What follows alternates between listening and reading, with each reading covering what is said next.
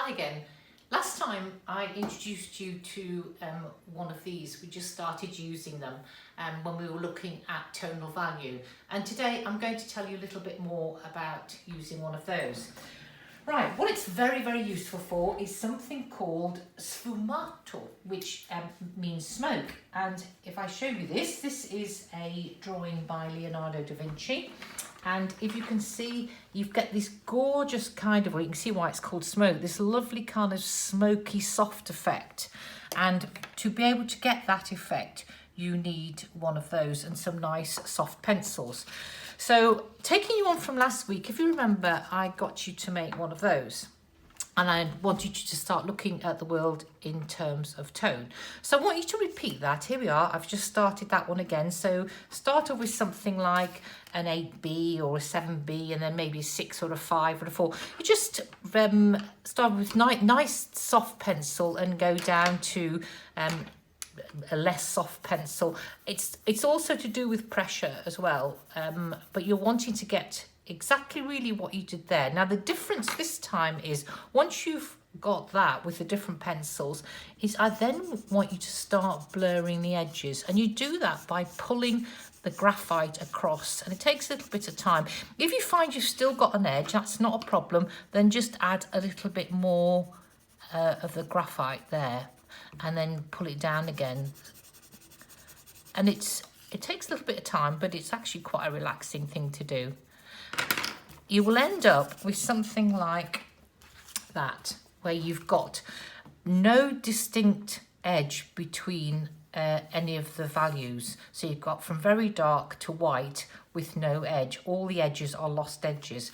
When you've done that, I then want you to get a pencil and I want you to draw a circle. Now remember pentimenti, don't like that. You know, just relax, get a nice kind of circle going. Look, lots and lots of lines, because all those wrong lines are going to help you find the right line. So just draw a circle and then do exactly the same. So start off with, let's say, in this case, what have I got here? I've got a 7B, that'll do. And I'm going to start off just as you did there, but this time you're working in a round direction rather than straight across. So again, you want to do, I'm just doing a kind of a C here, and then you'll maybe go down to so that's a 6. Obviously, you're going to spend a lot more time than I am doing this, and then maybe go down to, I don't know, let's say go down to a 4 or a 3. So you're doing almost like a C, and then you want to do a backward C, and then get your torchon, and you will end up with something like that, which is a sphere. And if you've got this, you can blend all the edges. If you find you're getting an edge, then just add a little bit more graphite and just keep it all very circular, and you'll end up with something that looks like a sphere. Now that's absolutely fine. The problem is what we're looking at here when we look at the world is we're looking at things like the highlight, which is the whitest bit, and often the whitest bit of something is in the actual thing that you're drawing. I've perhaps explained that more clearly here. I drew an apple, and this is what I want you to do. I want you to get an apple, and I want you to draw an apple.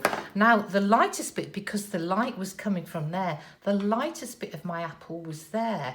So what I actually created that line by tonally if you like, colouring in the surrounding. Because if you remember last week when I got you to look at the world in terms of shape and how one tone butts up against another, what is absolutely crucial in drawing, and I can't emphasise this enough, what is crucial in drawing is you always got to see what's going on in the background. You see so many drawings where they're just a drawing against a white background, and it's kind of nonsense. That only works if it's a botanical drawing or an illustration for a scientific magazine. It makes no sense otherwise, because you very rarely see anything against a white background. If you're trying to do something against a white background, all you're doing is adding contour line, which doesn't exist, and colouring in. So this line here with the apple didn't exist. I only created that shape. I completed the shape of the apple by toning in the outside. So from now, whenever you draw something, I want you to always draw it with a background. And I really can't emphasize that enough. Now, let me show you why that's incredibly important, because can you see here, what we have is what's called a lost edge. And you get this where you've got the object itself, in this case an apple, merging into the shadow, and you cannot see a line there. And I'm going to give you a couple more examples of some drawings that I've done. Here's one here. The top of the frog is created by tonally the background, drawing the background up to where the contour of the frog is, because that's the lightest bit, and that bit is lighter than the background. And also, look here, we have a soft edge. Always try and find somewhere where you can lose an edge, because it stops that quite amateurish just drawing something and colouring it in. You're actually uniting the background and the object. And again, look, there's a lost edge there. Lost edges are really important in drawing. And again, this is a drawing I've done. You see, there's some lost edges there. You can't see where the seagull ends and where the shadow begins. And again there, look, there's lost edges there. These lost edges, if you can get these into your drawing, that will instantly elevate your drawing into a much more professional looking drawing. I do actually judge quite a lot of art competitions, and it's the thing I always look for, and it's the thing I rarely find. So this is the secret. Look for your lost edges, get your lost edges in. So having said all that, two things for you to do. One is I want you to draw the apple, and I want you to really concentrate on the tonal value of the background. And if you can get quite a strong light coming from one side, look to see what the shape of the shadow is. The shadow, even though it is of no substance, is equally as important as the thing of substance. It has the same importance. When you've done that, I then want you to do a banana. Now you've got, instantly you're going to panic because you think that's a lovely banana because it's got lots of marks in it. Instantly you're going to panic because you're going to think, oh, it's coming towards me, it's going away from me. If it helps, remember you've got this tool, if that helps you. Also, what you could do is just get a straight edge and put it there.